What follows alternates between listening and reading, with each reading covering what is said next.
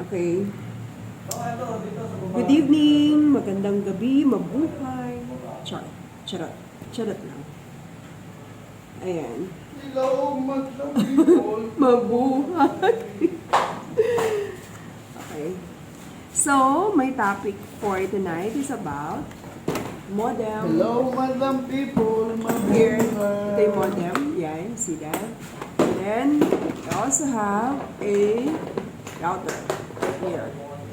So, ito mga ano na to, mga luma na to na naka-store lang dito sa kapatid ko to.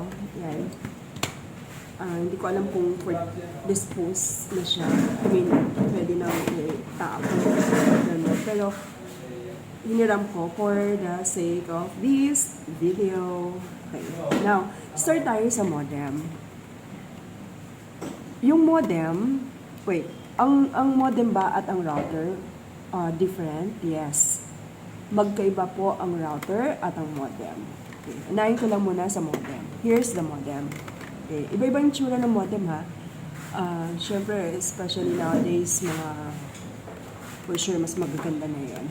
Pero, right now, ito, ang meron ako. Okay. So, if I apply, or kung mag-apply tayo ng internet connection sa mga internet provider like Smart, Globe, PLDT, Converge, and what they're going to give us is a modem para magkaroon tayo ng access sa internet. So, actually, mahaba yung explanation pa. But gusto ko lang ipakita yung flow.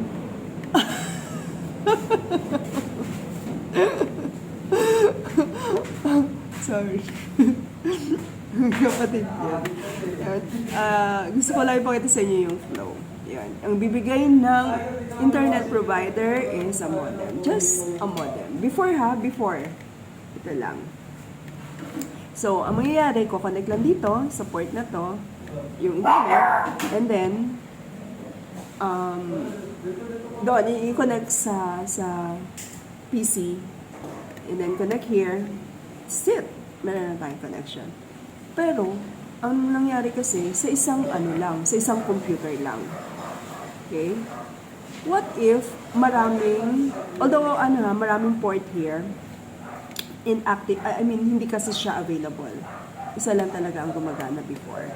Now, paano kapag marami kang gadget sa bahay? Which is true, diba? Merong mga cellphone, ilang bang mga cellphones and other, marami ding computers. So, doon na pumapasok yung router here. Yan na, the routers. From the word itself, route, okay? Nira-route niya. Ito yung magdi-distribute, mag-route ng connection to other gadgets. Ayan. Hindi ba? Lahat na meron. Hindi lang siya. Dapat, sana all. Sana all. Diba? Lahat na ng gadgets, meron na ring connection. Now, nowadays, presently, itong modem, tsaka, the router, pinagsama na siya. Diba? Mas maganda. Mas tipid. Ganun. Siyempre, nag-upgrade tayo everyday, kaya, may mga ganun. And, hindi lang to, actually, yung mga devices na ginagamit. What if marami talagang computer, di ba? So, syempre, since kulang na yung mga port dito,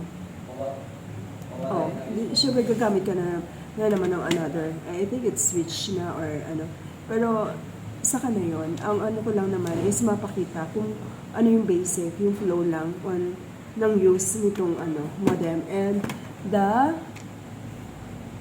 router. So, again magkaiba sila. Ito lang, pang isang PC, okay? And then, the router, pag maramihan siya. Pero nowadays, pinagsama na siya, so, mas tipid na siya. So, yun lang. That's it. Thank you. Bye-bye.